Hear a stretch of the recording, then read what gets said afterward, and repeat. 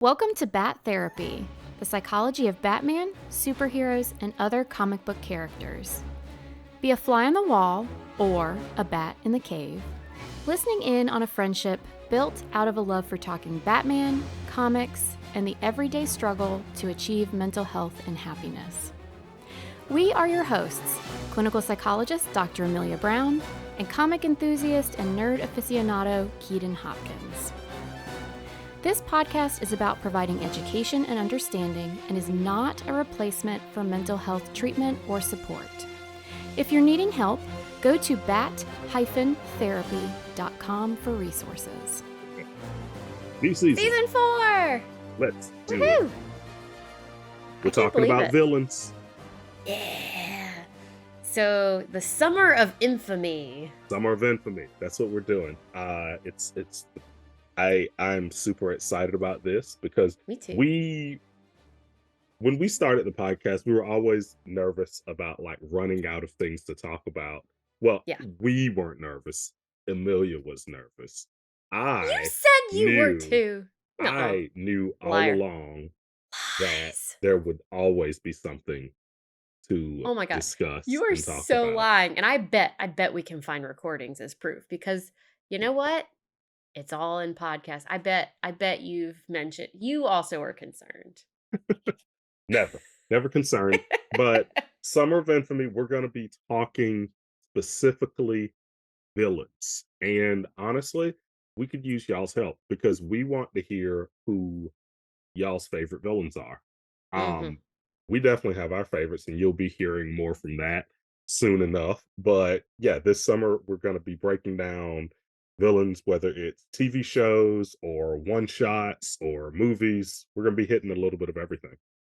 Yeah. And I mean, obviously we'll hit our comic books and there are plenty of villains and we'll hit DC naturally.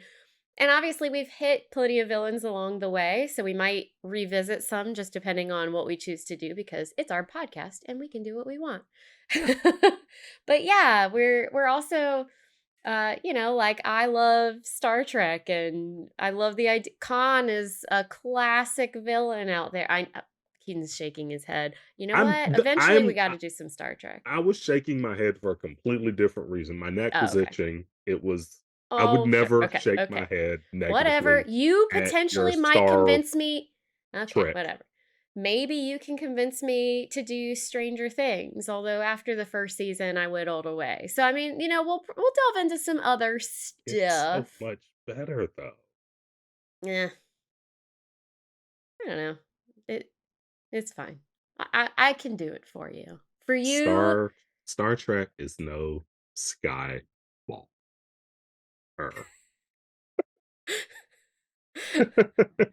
And moving on. I can't. The dad jokes come with being a dad. Yeah. I don't make the You know. rules.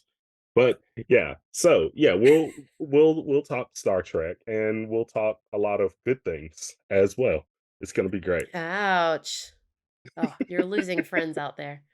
Yeah, I'm really excited about it too, especially after this last season. I was a little worried because I love Elseworlds and alternate realities and everything. And Yeah. so especially with that one, I thought to myself, there's no way I'm going to be as excited for next season. But then inevitably we had our conversations, we came up with this, and who doesn't love talking villains? They're just so interesting. And I swear they've in some ways villains, it seems like they recently a lot of people have done a really good job at really looking at the complexities of humans when Well, they look at villains. So it'll be really cool to look at those things. because and I think part of it is because when you look at the aspect of a hero has this bulleted list that they always follow, right? They a lot of not and I'm not talking anti-heroes here. So Frank Castle Mm. isn't on this list, but when I'm Get talking out like of my head! I was literally, oh my god! I was literally just thinking about Frank Castle, and would we categorize him he's leaning different. villain? He's different. He's just so different. But like it like standard hero, there's that bulleted list. It's like cool costume, yeah, but does good, helps people. Their alter ego also a pretty decent person, right? Mm, They're they a lot of heroes walk a straight line. The villains never walk that straight line. And the thing is, what makes a good hero is a good villain, right? Like, yeah. I'll get like prime example who the podcast is about Batman.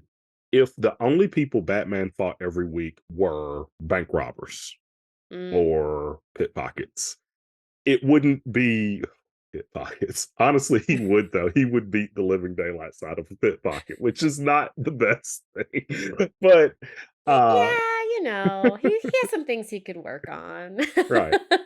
Like, yeah, like no, there's a really funny YouTube short out there of a guy and he dives into a swimming pool, but there's clearly a no diving sign, and then he comes up out of the water and Batman's just standing there and just beats him to a pole.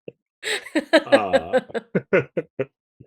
but what I was gonna say is like it's the good villains is what makes the stories good. Like I Mm, will you can go down the list. I think the reason the MCU did so well is for a while, all of the villains were phenomenal. I mean, starting off mm, with like Obadiah Stane, with in Iron Man, and you look at those opening ones, Red Skull, I mean, Loki, all of those villains were like really complex characters, really great, fun villains, and mm, I think it made it it bounced off the heroes so well. I mean, the MC I look at like Eric Killmonger, like he yeah. As another phenomenal villain, very interesting character. Well, and there are different generations of things too, and this might be interesting for us to look at is stories from different kind of generations of storytelling because I don't remember what I was watching or listening to or reading, but something that just talked about there are these different phases in what people want to see or what we culturally create. And so nowadays, we might be moving out of it for all I know, but there tends to be this dark, complex. We want the anti-hero. We don't want, the boots polished perfection. But there have been other generations of storytelling and whatnot where more kind of campy and simplistic, not in a bad way, but just trying to simplify things a bit and more of the black and white have been more the theme. And I think some of that stuff is really interesting in terms of what kinds of villains and how does that play off with the heroes because nowadays like if you take for Marvel for me if you watch the first few you see a difference with their later villains. Oh The yeah, later villains are much you get much more backstory they get better. and They do. they do, and with that too, you also get in the backstories of the heroes as well. Because I think for me, I hear what you're saying, and I do like me a good villain, like the Dark Knight. The Joker in that is phenomenal, Oh my for gosh, example. yes. One of my favorite Batman movies, and nothing to do with Batman. No, Um, absolutely not. That goes for but all of the Nolan trilogy, by the way, though. yeah, Like, well, yeah, the movies are interesting. Batman, he's fine. Um, but he's good. I have to say, for me, heroes though their backstory and their hurt and how that plays into them being a hero is part of the interest for me. But you're totally right. A villain can pull out those things in a hero Oh yeah, in really wonderful ways if you hit the strike the chord of the villain hero relationship right. oh yeah. Because I mean, you look at like even something like even like Harry Potter, Voldemort. Mm, Pretty interesting villain once you get his backstory and you know like how he operates. It's like, man, like he's stereotypically super duper evil, but he is an interesting villain, and his lackeys, they're all the Death Eaters, mm, they're interesting characters in and of themselves too. Even I mean, and when you brought up an interesting point about how they've evolved over time. And I was laughing about this because I was thinking about the Joker in Adam West's Batman. Like yes. his crazy plan is like, I'm gonna do something like poison Gotham's water supply. And like these days, it's like, oh well, the government will do that. So I mean, Oh God. who needs who needs a supervillain to do that when like and so it's you they have to keep coming up with more evil plans because they're like, oh, that's just second nature. Plus, like this day and age, like if someone says like I'm gonna poison the water supply, everyone's like, well, we drink bottled water in the city anyway. So It's already been poisoned by the plastic corporations. right. It's like, oh, it's okay. Make it worse, Yeah. I guess. It is really interesting though, what draws us to different things. And honestly, sometimes it's really nice to go back and watch some of the I'm saying older purely, how long ago, but some of the older versions, and it's not a good or bad thing. They're just different and they definitely strike different chords, but Yeah. yeah, yeah, it'll be interesting. We definitely have to make sure we don't just take villains that have been touched on recently, but hit some that, it's been a few decades just so we can compare. Well, I love watching a villain's journey too. And I say that like the one that comes to mind is Michael Fassbender's Magneto. Oh, And so good. through like starting from First Class and going all the way through Dark Phoenix, like looking at those movies and just watching how his character evolves because it's like Yeah. he tries his best to be better and things just keep happening and he's like you keep doing stuff to me and it keeps no, humanity is trash and you keep proving me right and I'm not the villain and at the same time I'm sitting there watching and I'm like, you know what, humanity is trash, he's not the villain. Like, I end up pulling for him because it's like, man, like gosh, like I love Magneto. Like he's such an interesting Yeah. character because he tries. He does try, and I feel bad for him Yes, because it's he true. he he tries his And then best. and I do love those characters, and I love the twists and turns, and I know another one we talked about potentially doing is Watchmen. And I like when there are all these complex, like who's right, who's wrong. And then sometimes I just want to hate on somebody Oh and yeah, oh not yeah, feel bad for them, not be like, well, no, sometimes you just want to be oh like, yeah, yeah, take yeah, them out. yeah. There's some villains that it's just like no, no, they're evil and they need to go. Like case in point, Sebastian Shaw in X-Men, the one that he kills Magneto's mom when he can't move the coin, Oh, right. which Yeah, yeah. okay, so here's something interesting about that. So silver is not like that coin was made of silver. Silver's not heavily magnetic. So at the time, Oh, with him yeah. being new to his powers, he would have had a hard time moving that coin anyway. So, do you think that that dude is bad at science or he's just that evil? I think he's just that evil. Yeah, I I was think kind he's of just leaning that that evil direction too. because I think he knew the moment he brought his mom in there, he was like, "I'm gonna shoot her. Like I'm gonna." I mean, it yeah, I mean, she Yeah, was because what a is what's woman the in a concentration camp. Unfortunately, that was yeah, because what yeah. was the line he says? He says something like, I don't agree with the Nazis, but they do get results." And I'm like, "Oh, no. Like, that's not Yeah. you never wanna hear that." No, you Right? don't. And so, yeah, No, you like, don't. No, he you don't. he is the evil villain, and then Magneto is the villain that you're like, "Ah, I kinda see your point." Like, It's like, I dude, kinda you went get through the it. Holocaust. Right. Yeah. You get to be a villain. You get a Yeah. pass. Yeah. Yeah. Don't And kill the me, but you get a pass. especially in the later movies when it's like, I'm gonna go after Richard Nixon, and I'm like, "Well, if you gotta pick a president to go after." I'm like, "Man, Um, you know you so know what, good. Magneto? You're if this is the spectrum, you're actually pretty good compared to the guys that you wanna kill."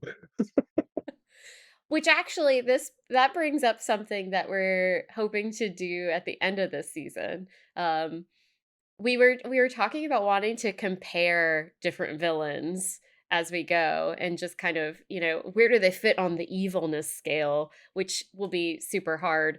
And we were trying to figure out how to do this. And Bill, the Lucius Fox behind the scenes for us, came up with a really good idea of essentially, doing a sports bracket. So we think what we're going to do at the end of this season is try and bring all of them or most everyone we talk about back together and try and figure out who is the most evil, which I see that being a fun conversation. Oh yeah, I think it'll definitely be fun. But that's why I was telling our listeners out there, like, messages, Instagram, Yeah. uh Facebook, what else are we on? Y'all run what? Instagram, Aren't we on Facebook. TikTok? We're on TikTok, right? We're on TikTok. We need to improve our updating of TikTok. And I think we're on Twitter TikTok. as I think well. we're on But when Twitter. Twitter got weird, we didn't really know what to do about Yeah, that. I wasn't gonna pay for a blue But check yeah, mark, and Elon's kind of weird, and yeah, it's so actually, maybe. Twitter's going through a phase right now. Yeah, yeah. If we can figure out our social media enough, maybe when we get close to doing the bracket or as we go, we can try and get some votes about what other people think, like which of these is more evil. Yeah, And we can kind of gather some of that as we go too. That'd be fun. you can definitely. I'll start making some Instagram posts. That's what I'll do. I'm gonna make some Instagram Yeah. posts, and that's how we'll do the contest. So if you want to vote in our contest, follow us on Instagram. We'll do it. But yeah, um, I'm super excited. I love a good villain. yes. Even like, I mean, think about how boring James Bond would be as a character without the maniacal villains that he goes He'd up just be a against. whore. Right. All he would be is a dude that sleeps with a bunch of women. He'd be a sexist womanizer, which New Bond was not True. bad. Love me some Daniel Daniel Craig Craig. Bond wasn't sexist. Oh my god, though.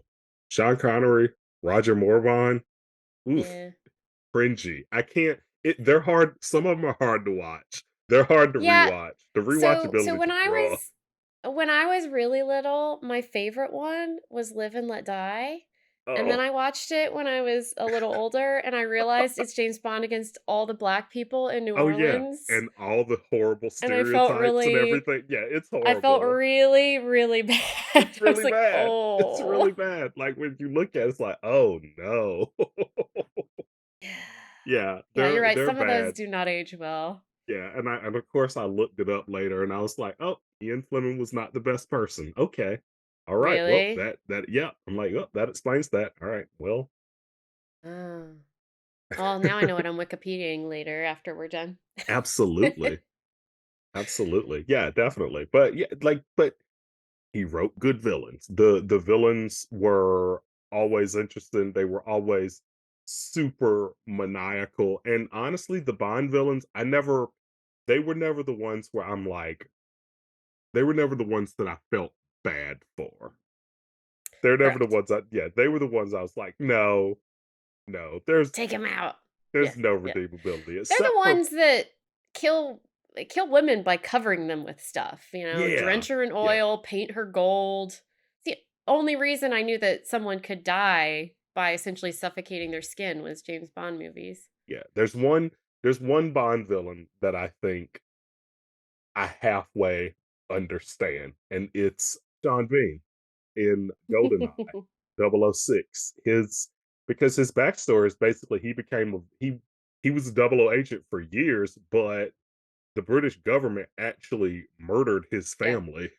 And yeah. so Also, I'm like, spoilers, Keaton, but I guess if someone doesn't know that about this movie, you've had it plenty of came out in time. 1995, or as I'm my just students would saying. say, the late Please 1900s. don't. Please don't. Hurts, I know. I know when they say it like that. But yeah, like yeah. Okay. So yeah, if you haven't seen it yet, yeah, that's Yeah. on you. Rest in peace, Tina Turner. She did an amazing job with that Oh yeah. that theme song. Yeah, Oh, so good. They played it on the radio, the station. Yes, I still listen to the radio, anyone who says the late 1900s. Uh, so they played They played that on the radio the day after she died in honor of her, and I was like, "Oh, this is still Yeah, so good." it's so good. It's so good. But yeah, villains make the world go round. With the Flash would not be the Flash without Eobard Thawne. He is oh, he's a character. He's the He's a worst. character. Right. I love him. I Oh, absolutely one love him. so one more thing that we're testing out this season is with our mindful nerd moments that are at the end of episodes. So we want to continue doing the mindful nerd moments, but we realize that it's kind of different than the rest of our episode. And also, when things get a certain length, obviously people don't always have time to listen to everything all at once. And so it might kind of get lost in the shuffle anyway.